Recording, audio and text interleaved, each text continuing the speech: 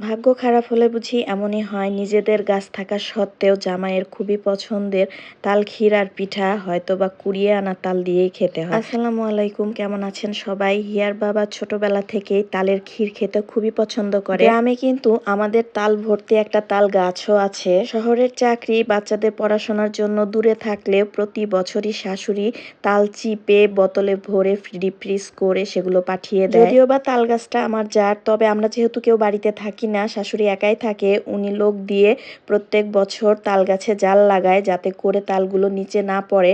আর গ্রামে কিন্তু কোনো কিছু কেউ পেলে সেটা কুড়িয়েই নিয়ে যায়। এবছর যেহেতু এখনো বাড়ি যাওয়ার সুযোগ হয়নি, ছুটি পাওয়া যায়নি, তার উপর আবার আমার শাশুড়ি যে গাছে জাল দিয়েছে সেটা কে যেন কেটে দিয়ে তালগুলো চুরি করে নিয়ে যাচ্ছে। আম হোক কিংবা তাল, গ্রামে কেউ যদি কারোর কোনো কিছু এভাবে কুড়িয়ে পায় তখন আর সেটা ফেরত দেয় না। ইয়ার বাবা হসপিটালেও একটা তাল গাছ ছিল,